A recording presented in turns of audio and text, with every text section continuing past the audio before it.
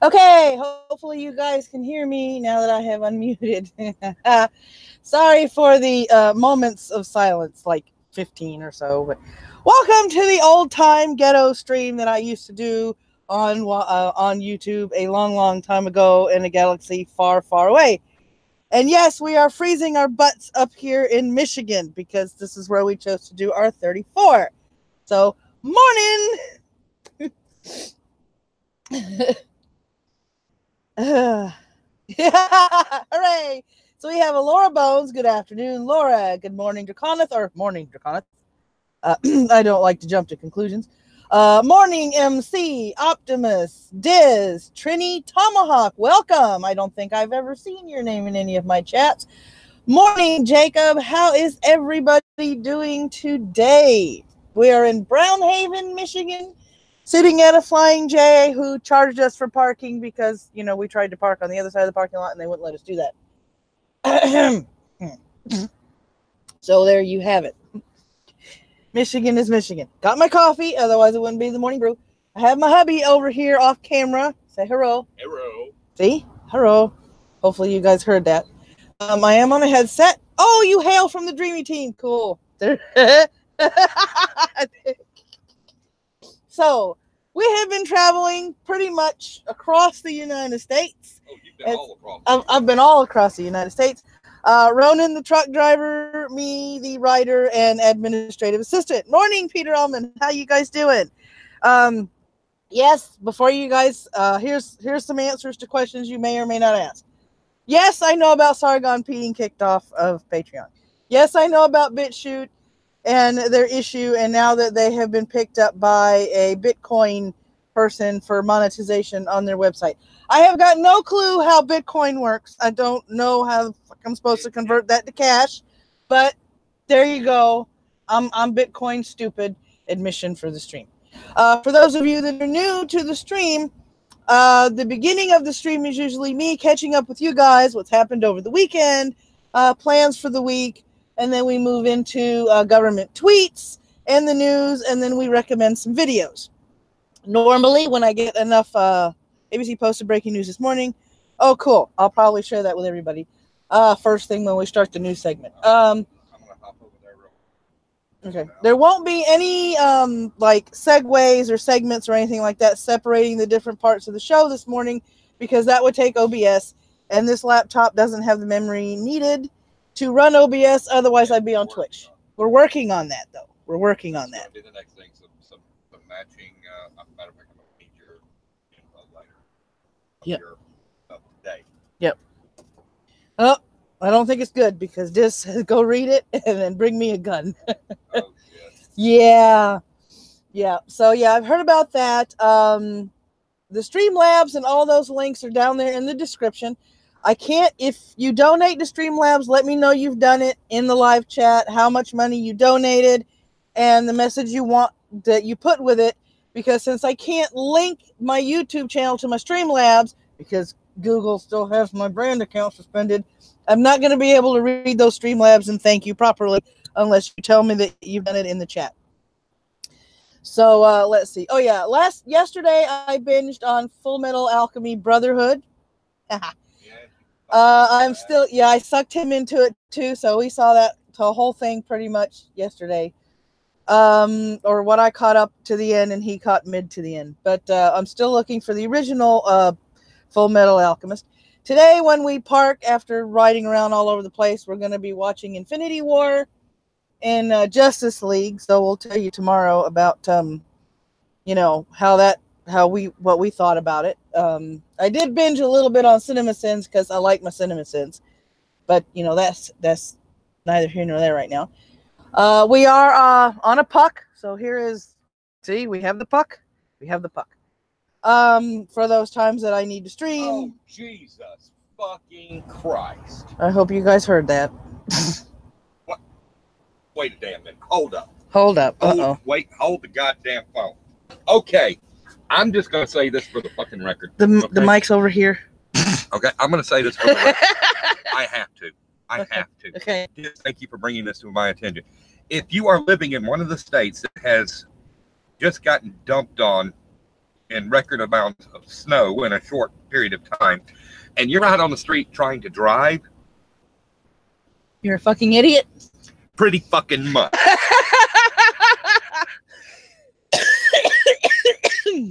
The thing is, and everything, they were trapped by snow for a short time. Then a tree fell on a car.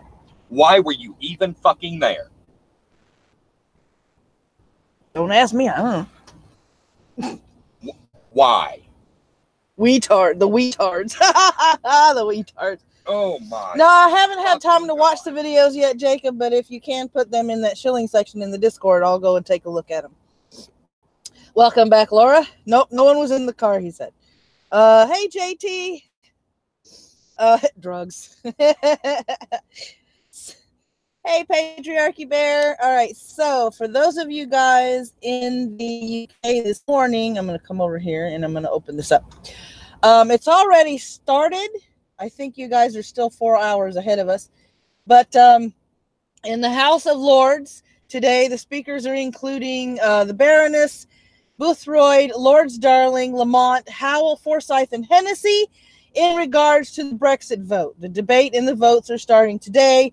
The formal vote is on the 11th, which is tomorrow. So, and I am working on the blog post, which is going to come out today about Brexit. And I would love all of you guys to read the article from, all of you guys in the UK, to read the article when it comes out and give me your thoughts in the comment section of the blog post. And let me know if I missed anything or just add to the conversation.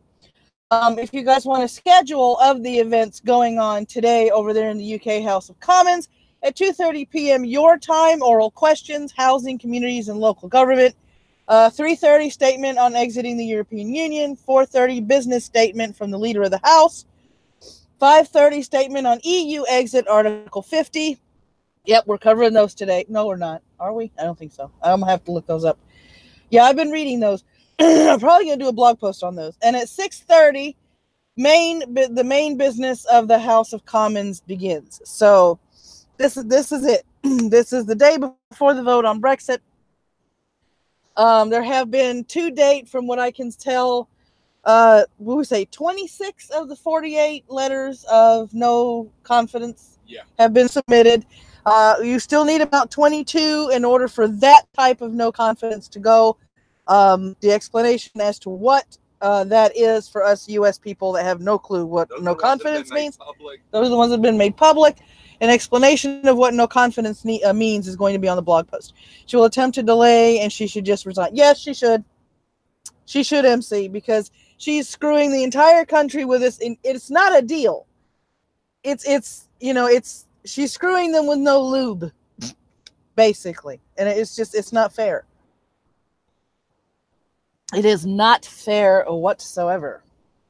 So those are the government tweets for this morning. The first story out of the AP for those of us in the U.S. We just finished the midterms and all those wonderful commercials for who's running and vote now and all this crap. So, and because there's so many Democrats stepping up for the 2020 election cycle, the first major presidential campaign could come before the end of the year. You heard right. You heard right. The framework is going to be featuring about 15 to 20 candidates, and the first debate could happen as early as May. Yeah, it's about right. Among the candidates, and we're going to scroll down here. Normally around between January and February, I think people are going to be throwing their hat in. A Democratic consultant, Jesse Ferguson, who previously worked for Clinton, was quoted as saying, "It starts now, but there will be a lot of ups and downs. Anyone who thinks the early frontrunner will also go the distance hasn't seen how these campaigns play out." So having 15 to 20 people going, "We're running," that's holy crap, people. Throwing everybody in there. Yeah. Everybody that might have a message that could reach somebody. Yeah. And they're probing ground and everything. And what they're going to do is they're going to use all of these guys for guinea pigs. Right. And then the real runners are going to step up probably around July or August. Probably. Former Vice President, now here's a chuckle for everybody. Former Vice President Joe Biden declared himself the most qualified person in the country to be president. He's an idiot. There are a lot of idiots that need villages that are, you know, Biden is one. Ocasio-Cortez, who just continues to annoy the fuck out of me whenever she tweets something. That's the second one. This woman needs to shush. This is going to be a shit show. Trump's going to pick them off one at a time while they fight in the... But yeah, probably. Outside special elections. Yeah, Rule 1 from Congress should be to prevent any primary elections prior to April of the year. Yeah. Yeah, I know. Joe Biden is qualified, and so is Al Gore. Yeah. And Ocasio, this isn't going to be covered in the news today, but Ocasio-Cortez actually broke a law when she threatened Trump Jr. with a subpoena because of his meme. So she's constantly showing everybody how ignorant of the law she is. Those preparing candidacies include Massachusetts Senator Elizabeth Warren, who's laying groundwork for an empty launch, but more, you know, like a January launch. New Jersey Senator Cory Booker, Colorado Governor John Hickenlooper, New York Senator Kirsten Gillibrand are also lining up for early launches. I think I'm coming down with Hickenlooper Center. Hickenlooper Center, a man, bear, pig.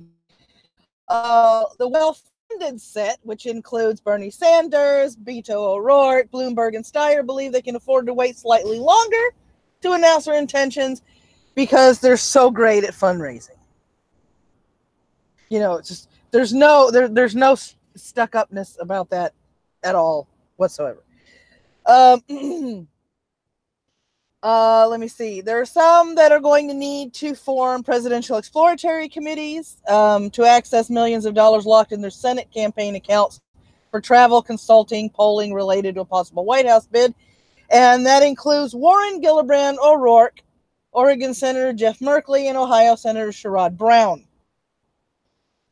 So those people are going to have to do those exploratory committees. O'Rourke is discussing a possible 2020 run with his family. However, he sees him going on the trail full time as being a disadvantage because it takes away time from his family. Don't forget about Avenatti. Grab him by the wallet, then punch him. Yeah, Avenatti's not mentioned in this article. O'Rourke won't declare his intentions until after his House term ends on January 3rd. So there's that. Sanders' wife. Oh, now this I highlighted this because this is very important because this is some shit here. Sanders' wife, Jane O'Meara Sanders, told the Associated Press that the grueling pace of a presidential contest would not be a deterrent for a second run. She also highlighted Sanders' philosophy of not attacking other Democrats. Quote, "We've never been negative toward an opponent," unquote, she said in an interview last weekend. Quote, "and that's going to be the case this time," unquote. Just for Democrats. Screw not attacking Republicans, independents, Green Party members, yada, yada. You know, it's philosophy of not attacking other Democrats. I figured I'd point that out. We'll see how Biased much? Yeah, of course. Obama's in regular touch with Biden. Well, you know, they were in the White House together, so that's going to happen. There are a few Democratic competitors concerned about Biden's 2020 plans. Would-be challengers note he fared badly in the only two presidential campaigns he ran on his own and generally struggles to raise money. Gee, I wonder why. Booker says he will consider his decision over the holidays. In addition to aggressively courting activists and prospective staff, Booker is scheduled to make a series of appearances this weekend in New Hampshire, which traditionally hosts the nation's first presidential primary election. So he's openly courting activists and prospective staff. And for those of you about to ask me if I'm okay, the cold weather is triggering my bronchitis because cold and asthma, no go.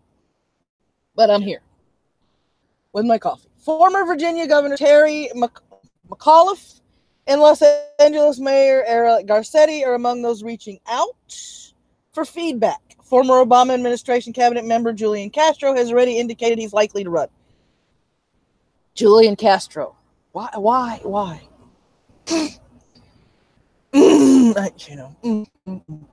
Among the Democrats not ruling out a run is the traitor John Kerry. Traitor in there. Because to me, when you come back from Vietnam and you throw your medals at the Capitol steps, and then you decide to turn your back on your fellow soldiers, I'm going to label you as a traitor. That's just what happens. Okay. Democrats close to Kerry says he's done little to start building the campaign infrastructure, but he's happy to keep his name in the discussion. There's that. DNC Chairman Tom Perez is working to craft what he says must be a fair process. I guess he's trying to prevent what happened with Bernie Sanders and shit, in 2016. We'll see. We'll keep an eye on it, and we'll see what's going on. Yeah, I'm sorry. That was wrong. It was. They basically... I didn't like either one of the candidates and everything, but for them to throw everything behind Hillary and do everything they could to cut Bernie out of the equation and everything, they basically backstabbed him. Yeah. Hey, Tim. How you doing? Good morning. A group of DNC officials and advisors led by Mary Beth Cahill, who managed Kerry's presidential campaign, is months into private discussions with television networks, previous presidential campaign officials, and state party leaders as they craft a plan for Perez.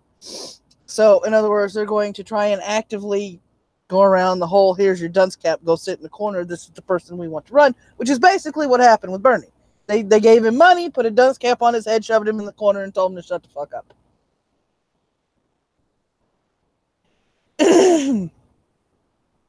Oh, thank you. All right. Thank Tonka for me. What? Morning, Thick Meat Gains. Tonka, send him over here. So, next story for the morning is, let's see. This is a story submitted by Yin Wolf. Scientists discover the largest body of water in existence in space. Around a black hole 12 billion light years away, there's an almost unimaginable vapor cloud of water enough to supply an entire planet's worth of water for every person on Earth 20,000 times over. Bernie should have been a Democrat, then he wouldn't have gotten the cold shoulder. MC. I thought he was a Democrat. Socialist. He ran as a socialist in the Democratic Party. Yeah, he never hid the fact that he was a socialist. Scientists have found the biggest and oldest reservoir of water ever so large and so old it's almost impossible to describe. But they put it in an article. Right. Just saying. Just to let you know and everything, we've got an hour and a half drive. Yeah. To pick down in Ohio here. Yeah. To pick up. All right. And we got to be there by 1. So. I won't be done by then. Okay. Researchers found a lake of water so large that it could provide each person on Earth an entire planet's worth of water 20,000 times over. Hey, Neil. The water is in a cloud around a huge black hole that is in the process of sucking in matter and spraying out energy. Sucking and blowing. Such an active black hole is called a quasar, and the active waves of energy the black hole releases make water by literally knocking hydrogen and oxygen atoms together. That one cloud of newly discovered space water vapor could supply 140 trillion planets that are just as wet as Earth is. Wow. Yeah, wow. Isn't that cool? Tim, Bernie's a socialist with 3 homes and $300,000 in private plane flights this year. I heard very recently sounds like a capitalist to me. Yeah, it does. It does. But he keeps running on a socialist platform. The Milky Way has about 400 billion stars. So if every one of those stars has 10 planets, each as wet as Earth, that's only 4 trillion planets worth of water. The 2 teams of astrophysicists that found the quasar were looking out in space at a distance of 12 billion light years. That means they were also looking back in time 12 billion years to when the universe itself was just 1.6 billion years old. It's another demonstration that water is pervasive throughout the universe, even at the very earliest times, says Matt Bradford, an astrophysicist at NASA's Jet Propulsion Laboratory and leader of one of the teams that made the discovery. So if you guys want to read a little bit more about that, I'm going to put the link in the chat. Morning, Hunley. There you go. There's the article to that. I thought it was really interesting. There's water on Mars. There's water jetting hundreds of miles into space from Enceladus, one of Saturn's moons. There are icebergs of water hidden in the polar craters of our own moon. And now it turns out that a single quasar has the ability to manufacture galaxies full of water. But it was only 40 years ago, in 1969, the scientists first confirmed that water existed anywhere besides Earth. Damn, I need a drink. MC.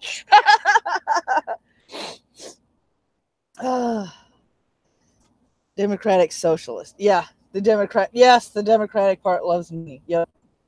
Totally agree. All right, so we got 3. Here we go. As if Google didn't have enough problems with people finding out about their skeezy policies, a 22-year-old employee was found dead in Google's NYC office. This was 1 day ago. I'm going to look into this and see. But he's a 22-year-old software engineer and was found dead at the company's New York City headquarters. Scott Krulsick was found unconscious on the 6th floor of the company's offices in Chelsea about 9 p.m. on Friday with no signs of trauma, and the death doesn't appear to be suspicious. Sounds to me like suicide. Krulsick's LinkedIn page said he began working at Google in August after serving as an intern in the summer of 2017. So that's all they have on this story right now.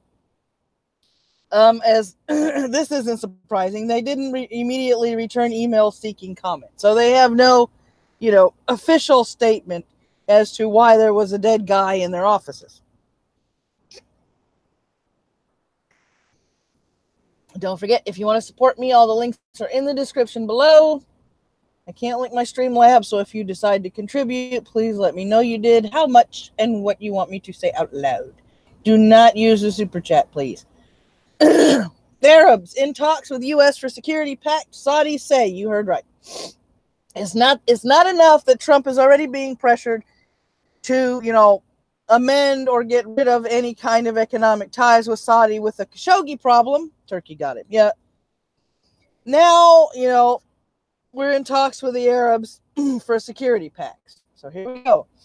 Arab countries that are in talks with the United States for a new security agreement to protect the Middle East from external aggression.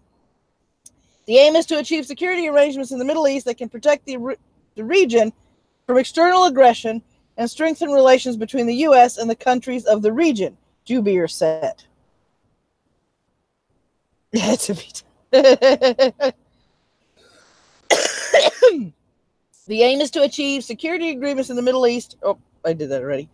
News conference at the end of a Gulf Cooperation Council summit in Riyadh was, where all these quotes were mined from, about reports of talks and the creation of Arab-American military alliance against Iran. He said talks continuing between the United States and the Gulf states around this question, and ideas are being drawn up. It's a work in progress, and the two parties want to see it happen, said Jubeer. So this is pretty much Middle East and the U.S. It's all of the Middle East.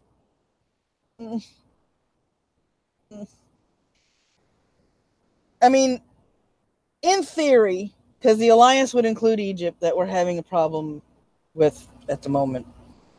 There's just, everything's so screwy in the Middle East. Everything is very screwy, and everything is like on eggshells over there because of what's going on. Bomb them all out of existence and security is ensured. Ha! SMC. So, yeah, there is that. I need water. The coffee is not clearing the throat.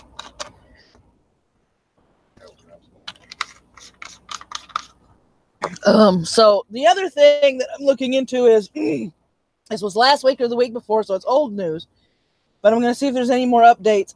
So apparently, Khashoggi used WhatsApp,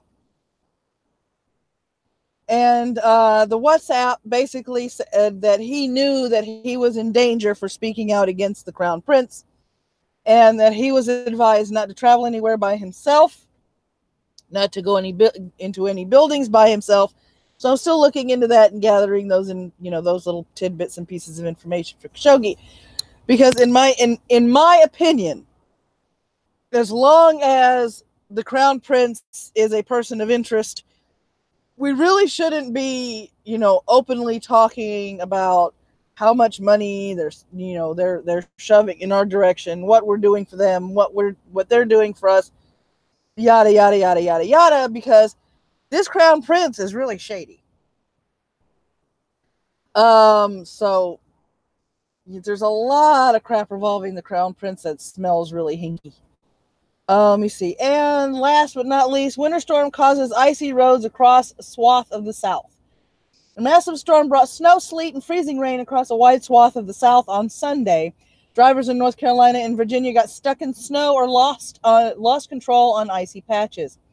Let me see here. Police said they'd responded to hundreds of snow-related traffic accidents as of Sunday afternoon, as cars, trucks, and tractor-trailers all struggled with the snow and ice. North Carolina Governor Roy Cooper strongly urged residents to stay off the road Sunday, asking drivers not to put lives of first responders needlessly at risk. 5 members of a dive team searched the Neuse River in Kinston, North Carolina, for a missing truck driver Sunday after a tractor-trailer ran off a road and into a river.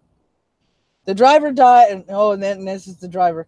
The police outside of Charlotte said a driver died when a tree fell on a moving vehicle. Right?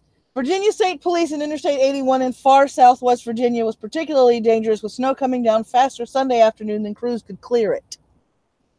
The south got a whole 2 inches. Yes, but along that is ice, because we always get the ice with snow. Here's some pictures. Here we go. Scrolling through some pictures.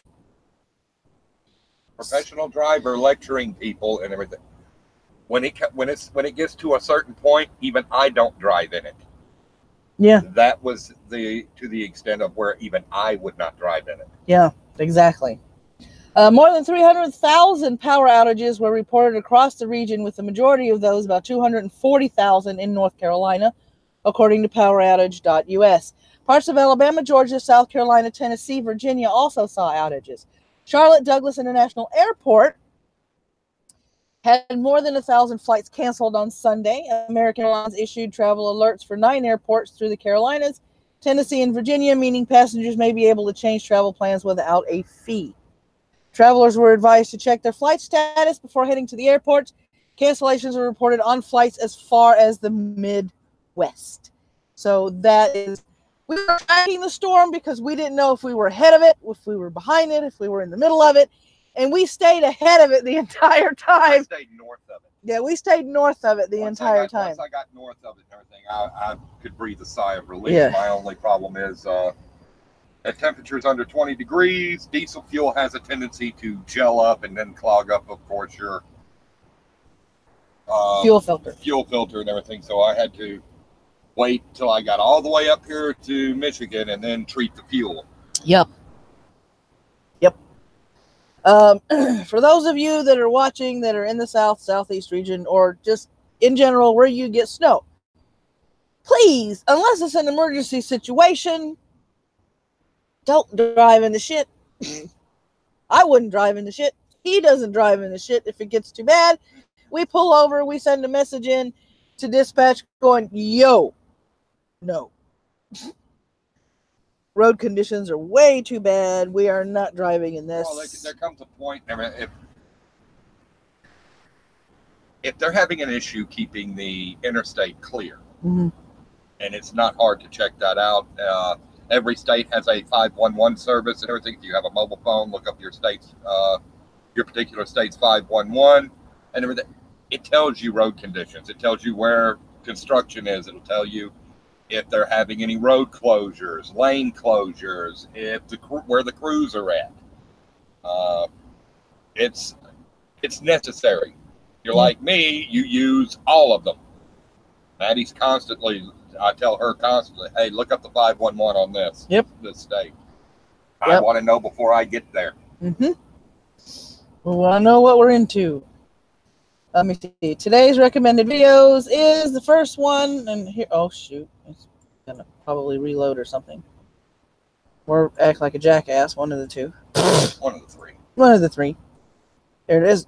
Monday morning morons with Count Dibula, and Funny. He got funny. too dumb, didn't read, erasing history, and apparently segregation is a good thing now. The fun never stops when you're progressive.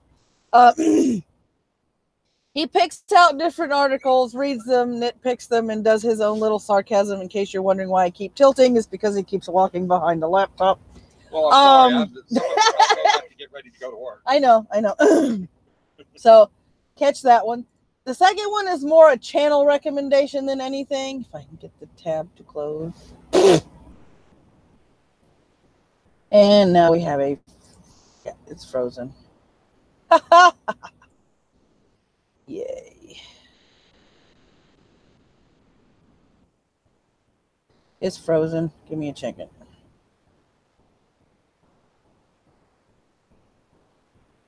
Did you tell him?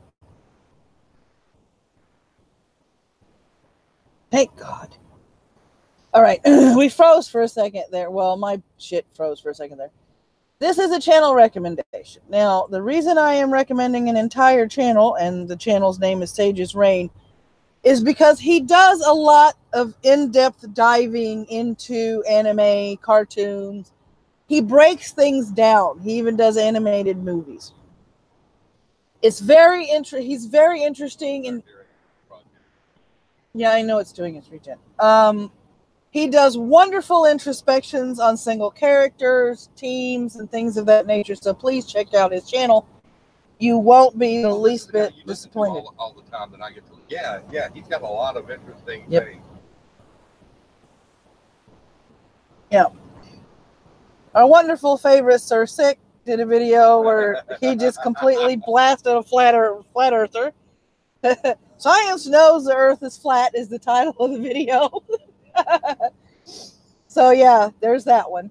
It's he does it in his usual style, so you will be thoroughly entertained. The last video of the morning is going to be prefaced. I'm going to put the link in the chat. This is about James. For those of you that don't know, James is a 6-year-old boy who's being dressed as a girl by his mother. A gender transition therapist is what she takes him to instead of a regular therapist, because she believes that James wants to be a girl. However, when James is with Dad, James dresses as a boy. Weibo goes into a lot of detail with this particular story and includes her own introspective as to what it's like being a kid in the middle of a divorce and a custody battle. So she adds that extra little experience to it too, which makes this video very informative, very interesting. And even though she has some humorous quips, very, very serious for Weibo. This is a very, very serious video. So you guys go and check that out. So let me see if I can do this her. And I'm going to put my shill links in the live chat. So here we go. Here is my Streamlabs link. For those of you that like to follow, that like to read blog posts, I am trying to post on there regularly. So there is my blog. Subscribe to it for the latest.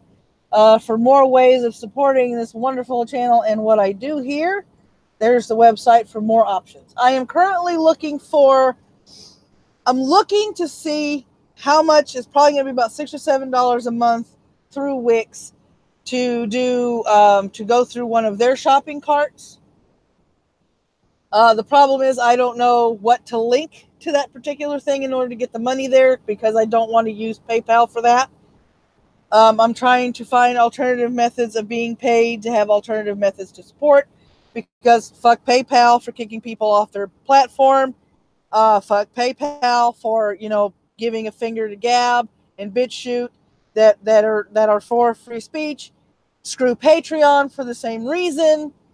If you're going to sit there and have these terms of service, apply them equally, apply them fairly, apply them equitably. Don't pick and fucking cherry pick and choose.